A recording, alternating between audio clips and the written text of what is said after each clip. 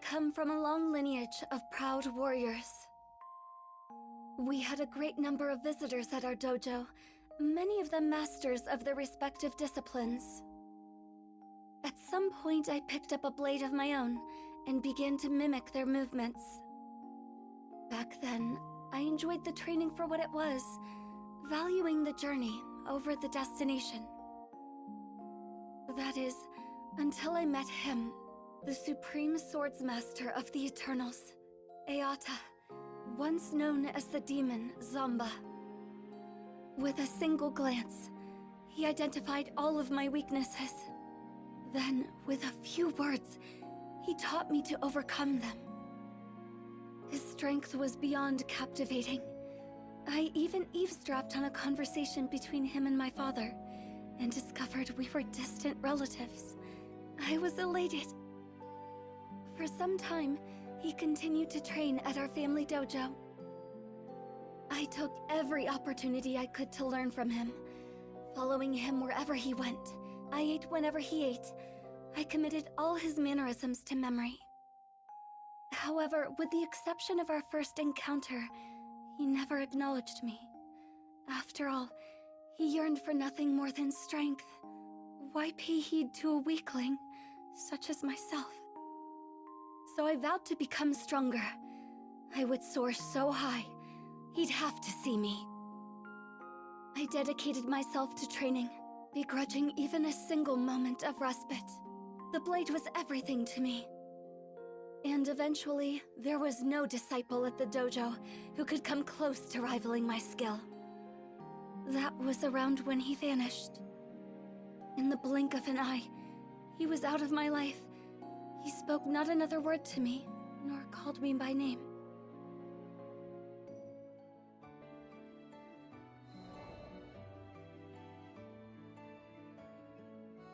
I was meditating in the forest one day when a group of travelers approached me. I didn't know them, but they were the captain and the crew of the Grand Cipher, and my future. Initially, I thought they were lost and had come to ask for directions. I was only half correct. They were seeking guidance, but not out of the woods. They wanted to learn martial arts from me. I shook my head. I was no master, only a chrysalis struggling to break free of my own shell. I believed the captain was mocking me, but that wasn't the case. I looked into the captain's eyes and found truth, alongside a burning desire for strength. It felt as if I was in his presence again. I found myself drawn to the captain. That's why I decided to join the crew of the Grand Cipher on their journey across the skies. I was convinced that this was the only path that could reunite me with Zamba.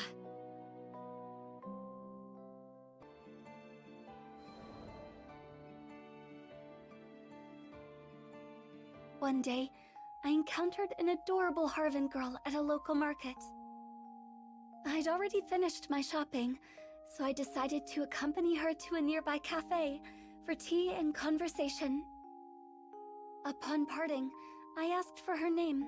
She proudly introduced herself as Fief, one of the 10 Eternals. I had heard that Zamba once cared for a child of the same name. A jealousy brewed within me that I hadn't felt before. Zamba had taken notice of her, yet he never once acknowledged me during our time together. My inner peace had been shattered. I retreated to the mountains and started my training anew.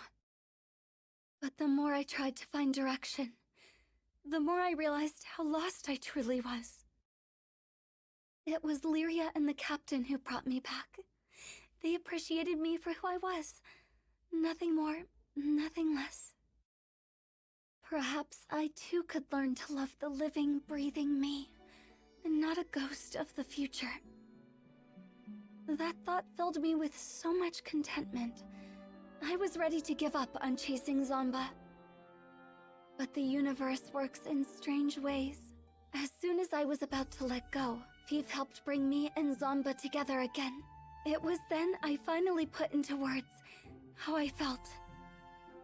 I spoke about how I wanted him to acknowledge me, to call my name. He listened quietly, and for what I felt was the first time, truly saw me. But I had yet to see and love myself. As part of my quest for self-discovery, I crossed blades with Zomba. No, Eata. We fought for days. He no longer believed I was a weakling. After our battle, we visited the tea shop, and it was there that he first addressed me by name. Never had tea and cake tasted so sweet to me. Now, with nothing holding me back, I am free to soar toward ever greater heights with my beloved companions on the Grand Cipher.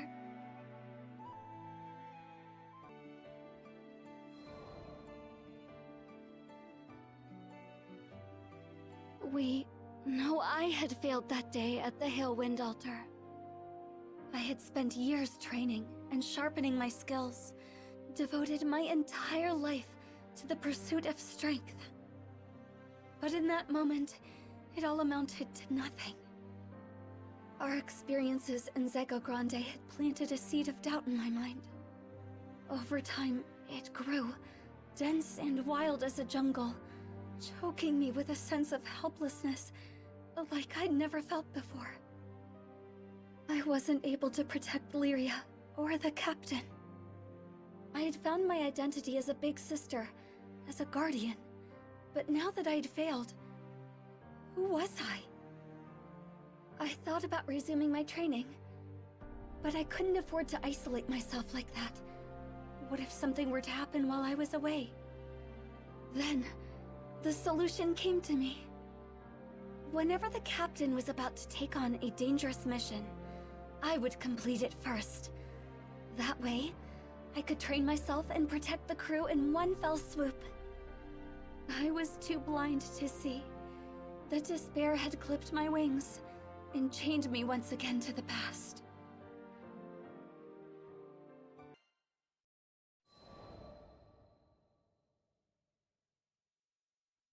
Are there any particularly dangerous missions available? Sierra Carte, with her usual cheery disposition, set a list of options before me. Sure are. We've got a few jobs here that only a crew of your caliber could handle. In fact... She paused and looked at me with a quizzical expression. You know, I can't even remember the last time I saw you here by your lonesome. Don't you usually do things as a crew? I told her I intended to undertake these missions alone, as part of my training. I gotcha. The grind never ends for you, huh? Just don't push yourself too hard, you hear? I nodded, only half acknowledging Sierra's words. After deciding upon a venture, I chartered a small carrier vessel which would take me to a nearby island. As the ship was tossed about the turbulent winds, I closed my eyes and looked for peace within. This is for their sake, as well as mine.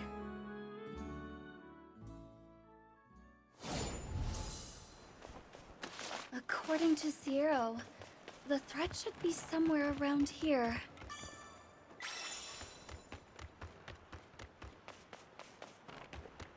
I sense great evil. Just a little farther. Sing, my blade. Speak while we test which is stronger, your shield or my blade. Worthless. But it's not over yet. I will not rest while evil runs free.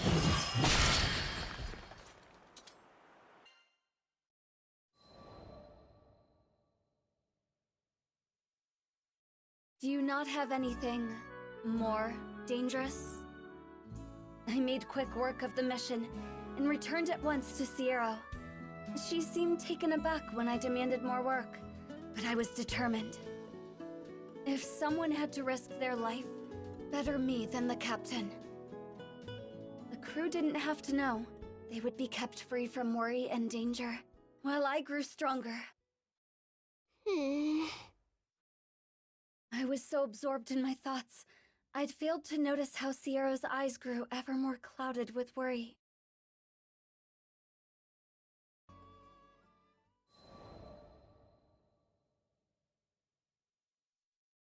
I continued to take one treacherous job after another. If you want someone safe, then keep them from entering the tiger's den. It's as simple as that. Are you really sure you're up for another one, Narmaya? Sierra worried for me, but there was no turning back now. My labor had bore fruit. The rest of the crew was beginning to look healthier, better rested. They returned earlier from missions, bearing fewer injuries. I appreciate the concern, Sierra, but the path to strength is long and narrow, and I must continue down this path, for all of their sakes. I was fixated on protecting my loved ones. They were all I could see. If they were safe, then nothing else mattered. That thought alone was enough to steel my resolution.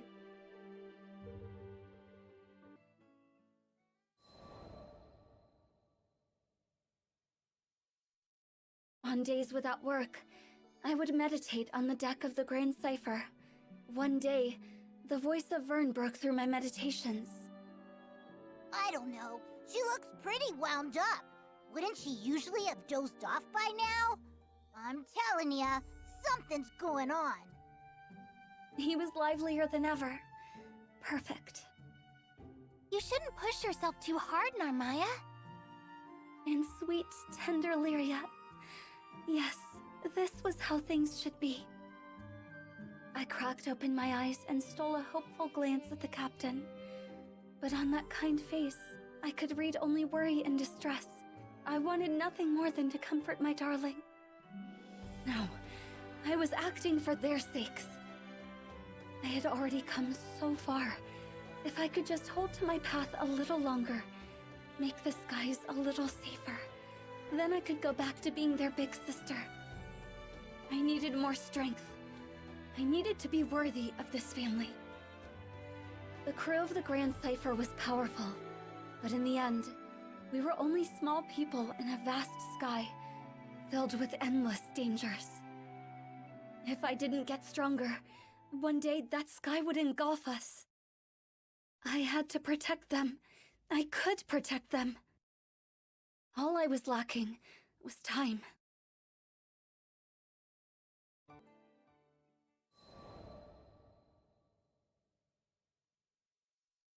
I couldn't believe it. I rushed back to Zero after every mission, but that day the captain had dropped by without my knowledge and taken up a request, a particularly treacherous one. It was careless to think that Zero would reserve every single dangerous job for me. The Grand Cipher crew's more than capable of handling it. Couldn't she see? The universe worked in dark and mysterious ways. Their lives were always in danger. If I allowed monsters to wander free through the skies, their rot would continue to seep until I, just one lonely figure, could no longer hold back the tide. I had to hunt them all down. There was not a moment to lose. I had to cut down the root of evil, so it could never spread again. I would not kill out of malice, nor did I seek meaningless violence. But when weighing the lives of my loved ones against the lives of these beasts, the answer was clear. As long as their threat persisted across the skies, the crew would never truly be safe. And so I would wield my blade to protect the crew and the helpless. For the captain, I would become the harbinger of death. Everything is for the captain. My captain. My dearest captain. I would kill, and kill, and kill, and kill. Every last threat.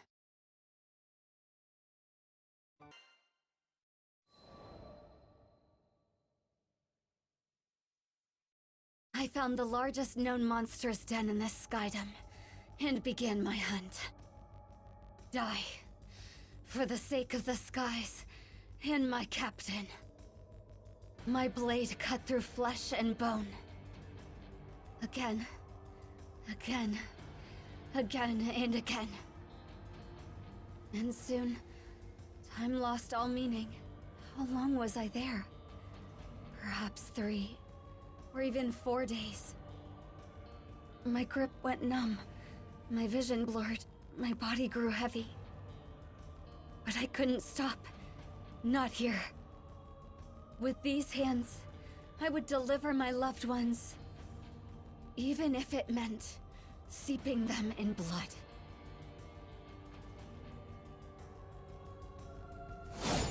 Next is 979. I must stay strong. For the captain. I must destroy every threat. They must all be eliminated. Foam on the sea.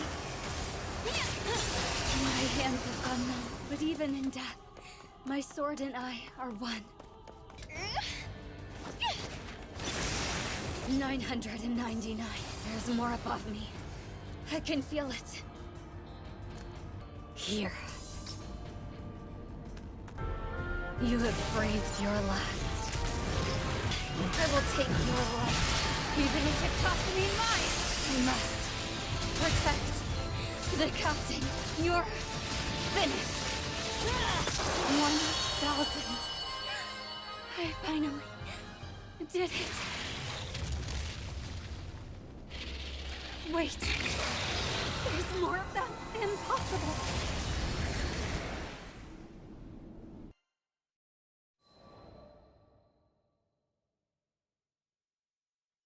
My body had reached its limit.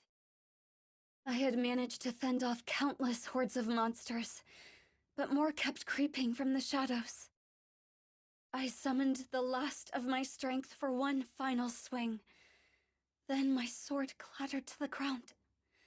Darkness. Monsters began to close in, claws drawn, ready to kill. I closed my eyes, waiting for it all to end. But before my mind could fade into darkness, I was roused by a brilliant flash. Narmaya! Captain? Let's get you out of here! Quickly! You had us worried, you know? Vern, Lyria too? The captain took my hand, but I couldn't leave yet. I had to finish the job. Narmaya, I'm so sorry we didn't notice what you were going through sooner. My heart plunged. I should have been the one apologizing. I was the one who failed. Gently, I tried to withdraw my fingers from the captain's. We heard it all from Sierra. Can't believe she's been giving you all the hard jobs. You were doing it to protect us, right? I parted my lips. They needed to understand that it wasn't Sierra's fault, that I brought this all on myself. But my arid throat could not push out a voice. After a moment of silence, the captain pressed down on my hand.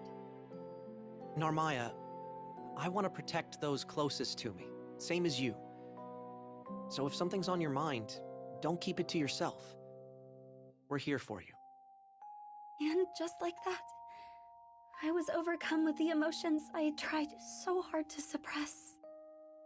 How could I have been so blind? Not a single one of us could protect the crew, but that's okay, because all of us could protect each other. The whole is greater than its parts. The captain's grip was firm and led me blinking into the sunlight. There, I saw worry etched into the faces of the crew. I realized that, by putting myself in harm's way, I hurt those who cared for me. Those who loved me, those I wanted to spend my days with, now and forever. But the course I had been following could only lead to isolation. The captain still hadn't let go of my hand, though the grip of those calloused fingers was firm. I felt a gentle kindness in their warmth.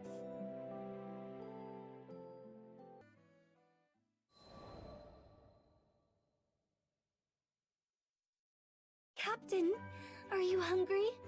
I'd be more than happy to feed you, or maybe you'd like a nap. I always thought I had to be strong for my loved ones, never truly realizing they were my strength. We supported each other. We lessened the burden of sorrow and shared the light of joy. Lyria, you've got a bit of cream on your cheek. Here, let me wipe it off for you. Oh, thank you, Narmaya. I'm glad Butterfly Girl's back to normal. But is it just me, or is she laying it on even thicker than usual? Vern was adorable, trying to play the part of the tough dragon.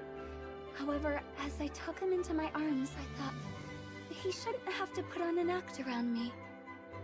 After all, we're family, aren't we?